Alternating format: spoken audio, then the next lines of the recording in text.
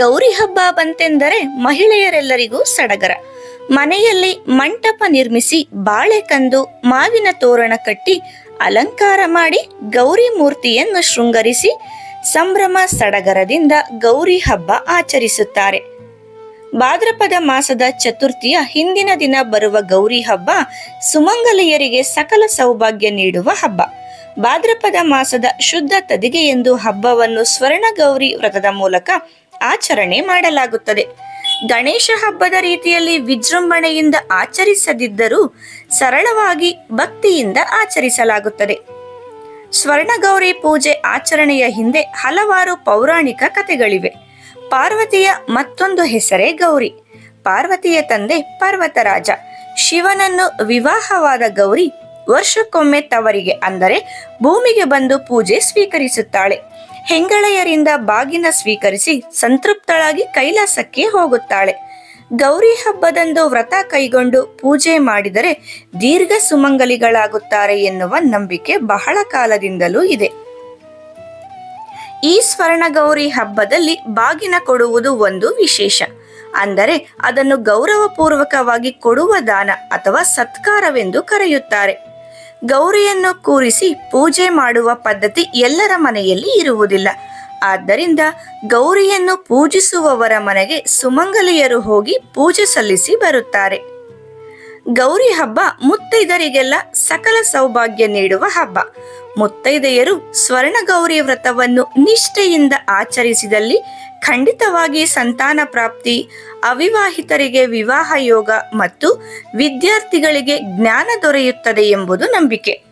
ಸ್ವರ್ಣಗೌರಿ ವ್ರತದ ಆಚರಣೆ: ಅಭ್ಯಂಜನ ಮಾಡಿ ಮೊರದ ಬಾಗಿನಕ್ಕೆ ಅಣಿಯಾದ ಮೊರವನ್ನು ಶುಭ್ರಗೊಳಿಸಿ ಅದಕ್ಕೆ ಅರಿಶಿಣ ಕುಂಕುಮ ಹಚ್ಚಿ ಚೆನ್ನಾಗಿ ಆರಿಸಿ ನಂತರ ಧಾನ್ಯಗಳು, ತೆಂಗಿನಕಾಯಿ, ಬಳೆ ಬಿಚ್ಚೋಲೆ, ಕನ್ನಡಿ, ಬಳೆಗಳು, 5 ಬಗೆಯ ಹಣ್ಣು, ರವಿಕೆ ಕಣ, ಸುಮಂಗಲಿಯರು ಉಪಯೋಗಿಸುವ ವಸ್ತುಗಳನ್ನು ಹಾಕಿ ಮೊರದ ಬಾಗಿನ ಸಿದ್ಧಪಡಿಸಬೇಕು. ರಂಗವಲ್ಲಿ ಹಾಕಿ ದೇವಿಯನ್ನು ಸ್ಥಾಪನೆ ಮಾಡುವ ಸ್ಥಳವನ್ನು ಶುಭ್ರವಾಗಿ ಅಲಂಕರಿಸಿ ಗೌರಿ ಮೂರ್ತಿಯನ್ನು ಶೃಂಗರಿಸಿ ತೋರಣದಿಂದ ಮಂಟಪ, ಮನೆಯ ಮುಂಬಾಗಿಲನ್ನು ಅಲಂಕರಿಸಬೇಕು. ಪತ್ರೆಗಳನ್ನು, ಹೂವುಗಳನ್ನು, ಹೂವಿನ ಮಾಲೆಗಳನ್ನು ಕಟ್ಟಿ 5 ತೆಂಗಿನಕಾಯಿ ಪೂಜೆಗಾಗಿ, ಅರಿಶಿಣ, ಕುಂಕುಮ, ಚಂದನ, ಅಡಿಕೆ, 5 ಬಗೆಯ ಹಣ್ಣುಗಳು, ದೀಪದ ಕಂಬಕ್ಕೆ ತುಪ್ಪದಲ್ಲಿ ನೆನೆಸಿದ ದೀಪದ ಬತ್ತಿ, ಗೆಜ್ಜೆ ವಸ್ತ್ರಗಳು, ಎಳೆಯ ಗೆಜ್ಜೆ ವಸ್ತ್ರ, ಹಾಗೆ 16 ಎಳೆ ದೋರ ಗ್ರಂಥಿಗಳನ್ನು ತಯಾರಿಸಬೇಕು. ಅದಕ್ಕೆ 16 ಗಂಟು ಹಾಕಿ ದೋರ ಸಿದ್ಧಪಡಿಸಬೇಕು.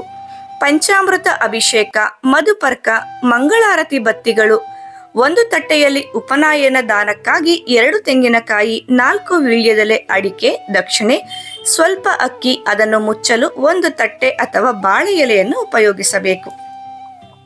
ಬಾಗಿನದ ಮಹತ್ವ: ಗೌರಿ ಪ್ರಕೃತಿಯನ್ನು ಪ್ರತಿನಿಧಿಸುತ್ತಾಳೆ. ಗೌರಿ ಹಬ್ಬ ಬಂತೆಂದರೆ ಮಹಿಳೆಯರೆಲ್ಲರಿಗೂ ಸಡಗರ.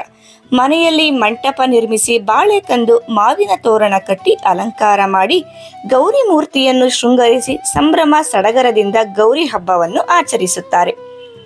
ತವರಿನೊಂದಿಗಿನ ಅವಿನಾಭಾವ ನಂಟು ಹೊಂದಿರುವ ಈ ಹಬ್ಬದಲ್ಲಿ ವಿವಾಹಿತ ಅಥವಾ ಅವಿವಾಹಿತ ಹೆಣ್ಣು ಮಕ್ಕಳಿಗೆ ಗೌರಿ ಹಬ್ಬದಲ್ಲಿ ಹೆತ್ತವರು ಅಥವಾ ಸೋದರ ಸಂಬಂಧಿಗಳು ಉಡುಗೊರೆ ನೀಡಿ ನೂರ್ಕಾಲ ಬಾಳೆಂದು ಹಾರೈಸುತ್ತಾರೆ. ಈ ಸ್ವರ್ಣಗೌರಿ ಹಬ್ಬದಲ್ಲಿ ಬಾಗಿನ ಕೊಡುವುದು ಒಂದು ವಿಶೇಷ. ಮೊರವನ್ನು ಶುಭ್ರಗೊಳಿಸಿ ಅದಕ್ಕೆ ಅರಿಶಿಣ ಕುಂಕುಮ ಹಚ್ಚಿ ಅದರಲ್ಲಿ ಧಾನ್ಯಗಳು, ತೆಂಗಿನಕಾಯಿ, ಬಿಚ್ಚೋಲೆ, ಕನ್ನಡಿ, ಬಳೆಗಳು, 5 ಬಗೆಯ ಹಣ್ಣುಗಳು, ರವಿಕೆ ಕಣ, ಸುಮಂಗಲಿಯರು ಉಪಯೋಗಿಸುವ ವಸ್ತುಗಳನ್ನು ಹಾಕಿ ಮೊರದ ಬಾಗಿನ ಸಿದ್ಧಪಡಿಸಿ ಗೌರಿಯ ಮುಂದಿಡುತ್ತಾರೆ.